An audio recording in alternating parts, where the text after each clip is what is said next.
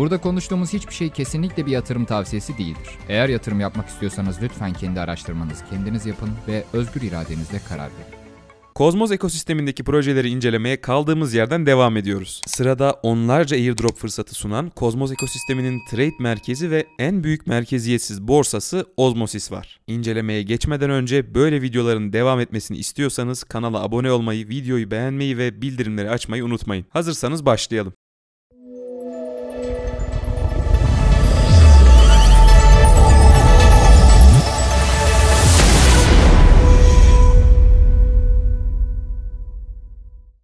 Osmosis kendi blok zincir ağına inşa edilmiş ve işlemlerde kendi kriptosunu kullanan Kozmos ekosisteminin en büyük merkeziyetsiz borsasıdır. Kendi ağının olması Osmosis'i diğer tüm DEX platformları arasında öne çıkaran özelliği. Bu sayede işlem ücretleri sıfır. Yanlış duymadınız arkadaşlar, tüm Kozmos ekosistemindeki yüzlerce paritede al-sat, staking, likidite işlemleri yapıyorsunuz ve işlem ücreti ödemiyorsunuz. Hatta hızlı seçenekte bile 1 sent gibi çok düşük gaz ücretleri ödüyorsunuz. Gelin şimdi Osmosis'in bunu nasıl sağladığına ve Kozmos ekosisteminde ne kadar önemli bir yerde konumlandığına somut örneklerle göz atalım. Osmosis bir çeşit otomatik piyasa yapıcı. Başka bir deyişle AMM'dir. Peki nedir bu AMM? Bir pazar yeri düşünelim. Elma satın almak istiyorsunuz. Uygun satıcıdan bunu temin ediyorsunuz. İşte bu klasik DEX modeli. Yani biri satmalı ki siz alabilirsiniz. Buna örnek olarak Injective protokolü gösterebiliriz. AMM modelde ise spesifik bir elma satıcısından bahsetmiyoruz. İşlemler akıllı kontratlarla likidite havuzlarından otomatik olarak gerçekleşebiliyor. Kullanıcılar sahip oldukları ürünleri havuzlara ekliyor ve al-sat işlemleriyle buradan işlem ücretleri kazanıyor. Buna örnek olaraksa Ethereum'un en büyük merkeziyetsiz borsası Uniswap'ı gösterebiliriz. Buna göre Osmosis AMM kullanarak esnek bir DeFi hizmeti sunuyor. Osmosis'i önemli kılan çarpıcı başka bir özelliği ise Kozmos ekosistemindeki diğer platformlara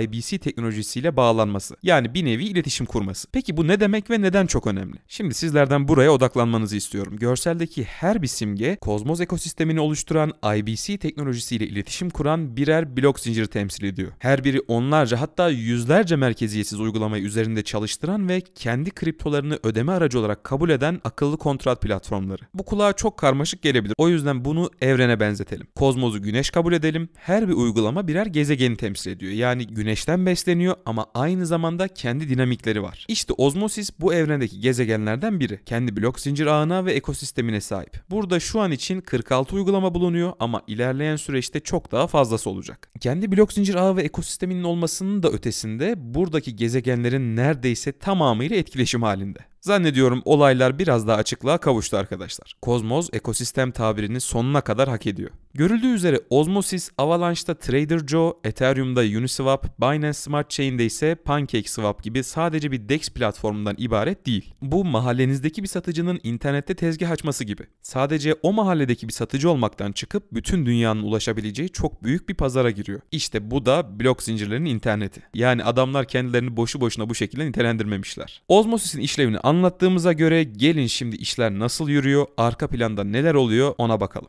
Osmosis Zone'a girdiğimizde bizi kullanımı basit bir arayüz karşılıyor. Burada trade kısmından takas işlemlerinizi, pools bölümünden likidite havuzu işlemlerinizi yapabilirsiniz. Assets kısmındaysa varlıklarınızı görüntüleyebiliyorsunuz. Herhangi bir işlem için varlıklarınızı Kozmos'daki diğer blok zincir ağlarından buraya taşımanız gerekli. Diyelim 100 Juno'nuz var. Onu Osmosis'e aktardığınızda burada görebilirsiniz. Soldaki stake ve vote seçeneklerine tıkladığınızda sizi Keplr'a yönlendiriyor. Kepler Osmosis'in kendi cüzdanı. Bütün oylamalar ve stake işlemleri Osmosis'te değil Kepler cüzdanda yapılıyor. Kepler videomuzdaysa sağ üstteki karta tıklayarak ulaşabilirsiniz. Fikir olması açısından arayüzde işlemler nasıl gerçekleşiyor çok kısa bakalım. Ekrandaki görüntüde Kepler cüzdandan Osmosis'e atom aktarımını görüyoruz. Assets yani varlıklar kısmına aktarılan atomlar geldi. Devamında trade kısmında atomların yarısıyla Osmo alınıyor. Ardından stake bölümüne tıklayarak Kepler cüzdana yönlendiriliyor. Buradaki işlemleri daha detaylı ve uzun biçimde anlattığımız videomuza yine sağ üstte açılan karta tıklayarak gidebilirsiniz. Osmo Hub'dan yani bunu Osmosis'in yönetim kurulu gibi düşünebilirsiniz. Teklifler ve oylamalarla platformun geleceğine yön veriliyor. Şu anda platform güncellemeleri, madencilik ödüllerinin dağıtılması ve ağ ücretlerinin belirlenmesi gibi konularda kararlar burada alınıyor. Bunlar arasında sizin de en çok dikkatinizi çeken ağ ücretlerinin belirlenmesi olabilir. Doğrulayıcılar ağdaki işlem trafiğini hızlandırmak için daha düşük ücretlerle işlemler sunabiliyor. İşte bu bahsettiğimiz esnek DeFi hizmetinin karşılığı arkadaşlar. Yeri gelmişken önemli bir gelişmeden de bahsedelim. Geçtiğimiz ay Osmosis yönetimi bir çeşit EVM köprü ile kısıtlı miktarda Ethereum ürününü Osmosis ağına geçirmeyi başardı. Bu uygulama geliştiğinde IBC'nin yanında Osmosis Ethereum ürünlerini de desteklerse pazarını kat be kat büyütmüş olacak. Daha fazla detaya ise açıklamalarda bıraktığımız linklerden ulaşabilirsiniz. Şimdi incelemeye yol haritasıyla devam edelim. Yönetimin paylaştığı belirli bir yol haritası yok arkadaşlar. Burada da işler diğer Cosmos projelerine benzer şekilde ilerliyor. Ancak ekiple iletişime geçtiğimizde yaptıklarımız yapacaklarımızın teminatıdır anlayışıyla şu ana kadar gerçekleştirdikleri 3 önemli yükseltmeyi şöyle açıkladılar. Osmosis yönetimi aktifleşti. Birinci günden itibaren IBC'ye dahil olarak 10 milyar doları aşan Cosmos pazarına hızlı bir giriş yapıldı ve ilk Ethereum köprü bağlantısı gerçekleşti. Henüz başlangıç aşamasında olan bir projenin IBC aracılığıyla hazır bir pazara girmesi ve kısıtlı sayıda da olsa Ethereum ürününü kendi ağına geçirmesi ilk maddedeki başarılarının ispatıdır arkadaşlar. Yani yönetim gerçekten aktif ve önemli gelişmeleri hayata geçiriyorlar. Osmosis, Cosmos SDK kullanılarak üretilmiş ve 2021 Ocak'ta kullanıma sunulmuştur. Tamamen topluluk odaklı olmasından dolayı Osmosis'te kurumsal bir yapılanma göremeyiz. Ancak geliştiricilerinden bahsetmemiz gerekiyor. Tamamının daha önce Cosmos'da farklı görevlerde çalıştığını ve bu ekosistemi bilen kişilerden oluştuğunu görüyoruz. Bu çok önemli arkadaşlar. Takımda Cosmos Tendermint ve Hub'ın üretilmesinde çalışmış geliştiriciler bulunuyor. Resmen Cosmos'un kalbine inmişler ve başından beri buradalar. Haliyle de bunun ekmeğini yiyorlar. Osmosis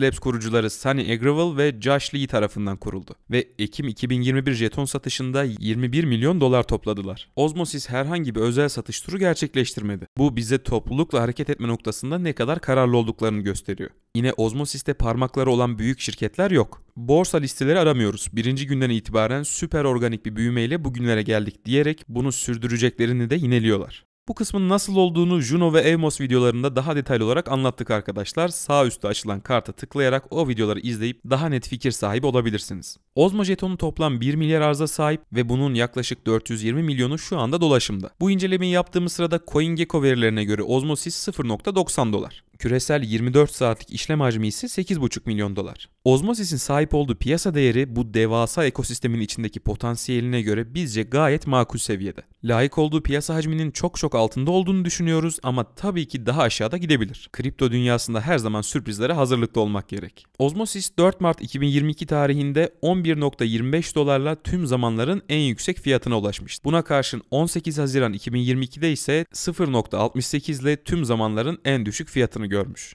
4 farklı merkezi borsada işlem görüyor ve en çok kendi DEX üzerinden alınıp satılıyor. İstatistiklere jeton salınımıyla devam edelim. Burada turning adını verdikleri bir model kullanıyorlar. Her yıl bir önceki yıldan 3'te 1 daha az jeton dolaşıma giriyor. 10 yıla yakın bir sürede jetonların tamamına yakın dolaşıma girmiş olacak. Bu model Cosmos ekosisteminde çok başarılı oldu arkadaşlar. Yeni çıkan projelerin hemen hepsinde halving turning modellerine benzer jeton ekonomileri kullanıyorlar. Yeni dolaşıma giren jetonlarsa şöyle değerlendiriliyor. Stake ödülleri için %25, yönetim emrine %25, likidite madenciliği teşviklerine %45 ve topluluk havuzlarına %5 ayrılıyor. Jeton ekonomisinin dengeli olduğunu söyleyebiliriz arkadaşlar. Osmosis kullanıcılarının çok düzenli şekilde artışı bu modelin çalıştığını gösteriyor. Çünkü ilk jetonlar airdroplarla dağıtıldı. Bu airdroplarda platformun kullanımını teşvik etmeye önem gösterdiler. Likidite eklemek, takas yapmak, oy vermek gibi bazı görevleri yerine getirenler uzun süre devam eden airdroplarla platformun kalıcı kullanıcıları haline geldi. Siz de jetonlarınızı Kepler Vault üzerinden farklı doğrulayıcı seçenekleriyle stake ederek hem kazanç sağlayabilir hem de olası airdroplara hak kazanabilirsiniz. Burada bir ek bilgi vermemiz gerekiyor. Osmosis hem kendi blok zincirinde çıkan uygulamalardan hem de Cosmos'da yeni çıkan uygulamalardan airdrop kazanma imkanı sunuyor. Yönetimin emrine verilen %25'lik kısım platform güncellemeleri için harcanıyor arkadaşlar. Osmosis'te başarılı oylamalar gerçekleştiğini söylemiştik. Güçlü bir karar mekanizması var. Örneğin yönetim üyeleri bir manipülasyonla fonları kaçırmaya çalışsa bile topluluk oylama yoluyla bunu engelleyebiliyor. Bu da bize topluluğun projede gerçekten söz hakkı olduğunu gösteriyor. Osmo jetonunu yaklaşık 140 farklı parite ile platform içinde takas edebilir, ağ ücretlerinde kullanabilir veya dilerseniz stake edebilirsiniz. Osmo jetonun işlevselliği değerlenmesinin önünü açacaktır. Başka bir deyişle bir ürün ne kadar çok talep edilirse değeri de o kadar artar arkadaşlar. Şimdi videonun başından beri konuşmadığımız, sona sakladığımız çığır açıcı bir özellikten bahsetmek istiyoruz. Osmosis Superfluid Staking adını verdiği bir model başlattı arkadaşlar. Bu modelde jetonlar aynı anda hem havuzlardan işlem ücretleri hem de doğrulayıcılar üzerinden stake ödülleri kazanıyor. Yani resmen delegeleri ağa davet eden büyük bir teşvik sunuyor.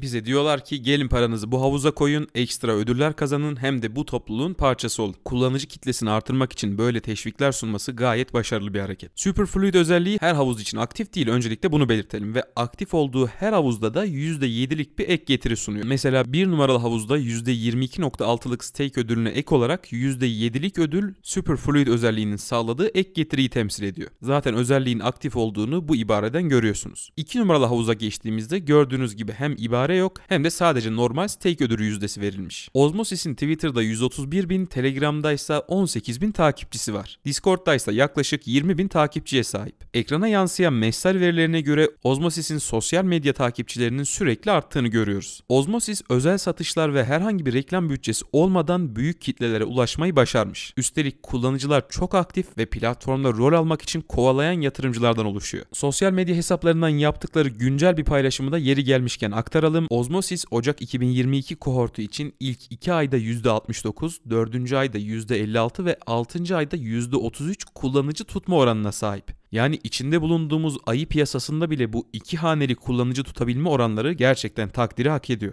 Osmosis'in genel özelliklerini aktardık. Şimdi bunları toparlayarak eksi ve artı yönlerini açığa çıkaralım. Önce Osmosis'in bizim için neden cazip bir yatırım olduğuna bakalım. Osmosis, Cosmos'un en büyük merkeziyetsiz borsası. Ek olarak kendi ağının olması ve burada bir ekosistem inşa etmesi çift yönlü büyüme imkanı sunuyor. Osmosis hem Cosmos'da hem kendi içinde çıkan projeler için airdrop imkanı sunuyor. Günümüzde airdroplardan ne kadar ciddi kazançlar elde edildiğini duymayan kalmamıştır. Biraz önce bahsetmiş olduğumuz Superfluid Staking modeli de kesinlikle artılara yazılması gereken bir madde. Topluluk odaklı olması, başarılı bir jeton ekonomisine sahip olması gibi artılardan video boyunca bahsettik. Son olarak Osmosis'in eksilerine ve bu yatırımın risklerine bakalım. Osmosis dahil olmak üzere videonun başında evren modelinde bahsettiğimiz ekosistemdeki blok zincir projelerinin hepsi çok yeni ve yolun başındalar. Buna dayanarak geçtiğimiz haftalarda bir validatör ağdaki açıktan faydalanarak 5 milyon dolara yakın fonu Osmosis yönetiminden kaçırdı. Fonlar sonradan geri alınıp o validatör yasaklansa da Osmosis ve Cosmos ekosisteminin imajını zedeleyen önemli bir olaydı. Bu ve benzeri açıkların tamamen giderilmesi için platformun yıllara dayanan uzun bir kullanıcı deneyimine ihtiyacı olabilir. Diğer önemli eksik ise bir takas için 2 farklı ağ üzerinde yaklaşık 3-4 işlem yapmanız gerekiyor arkadaşlar. Özellikle yeni kullanıcılar için karışık gelebilir. Ayrıca incelemesini yaptığımız Symbiosis Finance, Rubik gibi bunu tek tıkta halleden pratik uygulamalar mevcut. Osmosis'in de ilerleyen zamanda bu şekle evrildiğini görmeyi isteriz elbette. Projenin büyümeyi sürdürmek için Cosmos'la kısıtlı kalmayıp yeni pazarlara açılması şart arkadaşlar. EVM çalıştırmalarını hızlandırırlarsa Ethereum, Avalanche, Near gibi ekosistemlere bağlanarak bunu başarabilirler. Osmosis blockchain ruhuna çok uygun. Düşük işlem ücretleriyle de yeni kullanıcıları merkeziyetsiz finansa davet eden bir platform. Sıfıra yakın ücretle onlarca blok zincir arasında geçiş yapmanızı sağlayan günümüzde başka bir proje yok. Yine de riskleri ve artıları değerlendirerek karar vermek sizin elinizde. Sonraki incelememizde görüşmek üzere, hoşça kalın.